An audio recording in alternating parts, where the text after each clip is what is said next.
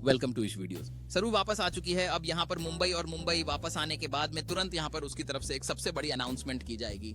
जैसे ही सरू अब यहाँ पर अपने हॉस्टल वापस लौटेंगी, तभी यहाँ पर वेद उसे दौड़े देखेगा और दौड़ के उसके पास में रीच्ड कि आखिर में सरू तुम कहाँ चली गई थी, तुम यहाँ पर क्यों नहीं थी, क्या हुआ है, आखिर में तुम्हारी सारी यहाँ पर बातें मैं सुनना चाहता हूँ। लेकिन सरू यहाँ पर एक सीधे सीधे बात बोलती है कि वेद साहब, मैं वापस आई हूँ सिर्फ एक चीज के लिए, मैंने यहाँ पर रिश्ते। सरू आगे कहती है, मैंने यहाँ पर रिश्ते बनाने के लिए वापस आई हूँ, मुझे अपनी जिंदगी में एक नया मोड़ चाहिए। वेद उसकी बातों को सुनकर अवाक रह जाता है और सोचता है कि आखिर सरू को ऐसा क्या करने का मन है। सारू कहती है, मैंने सोचा कि अब वक्त आ गया है कि मैं अपनी पसंद के रिश्ते को लेकर खुलकर बात करूं। वेद उसकी आंखों में उत्साह देखता है और सोचता है कि क्या ये वही पुरानी सरू है या कुछ नया है। सारू आगे कहती है, मैं चाहती हूँ कि मैं ऐसे लोगों के साथ जुड़ूं जो मेरे सपनों को समझें और मुझे सपने देखने के लिए प्रेरित करें। वेद उसकी बातों से प्रभावित होता है और उसे प्रोत्साहित करता है कि वह अपने लक्ष्यों की ओर बढ़े। सारू का उत्साह बढ़ता है जब वह कहती है, अगर आप मेरा साथ देते हो तो मैं अपने करियर को नया मुकाम दे सकूंगी।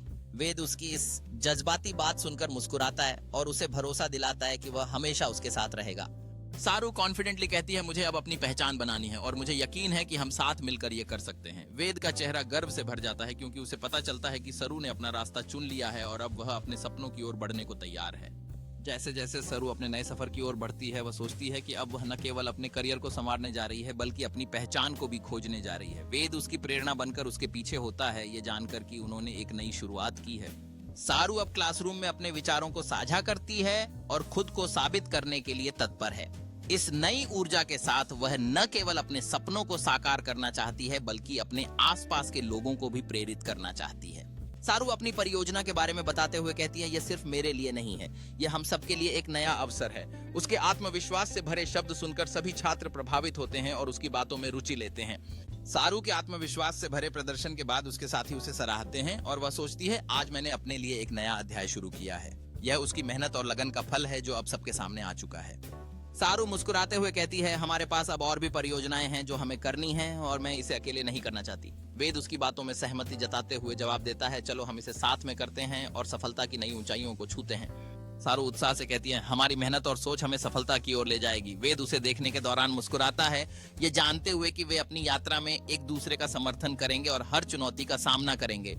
सारू की आवाज उत्साही है, हमने इस प्रोजेक्ट पे बहुत मेहनत की है और हमें विश्वास है कि इसे आप सराहेंगे। जैसे ही वे अपनी बातों को प्रस्तुत करते हैं, दोनों को यह एहसास होता है कि उन्होंने अपने सपनों की ओर एक कदम और बढ़ा लिया है। जजों के बातचीत करते हुए सुनकर सारू सोचती है, क्या हमने उन्हें प्रभावित किया। वेद उसे दिलासा देते हुए कहता है, हमने अपना सर्वश्रेष्ठ दिया है और यही सबसे महत्वपूर्ण है। जब जजों ने ताली बजाई, सारू के चेहरे पर खुशी और गर्व की चमक आ गई। वेद मुस्कुराते हुए कहता है, ये हमारी मेहनत का फल है, हम सफल रहे।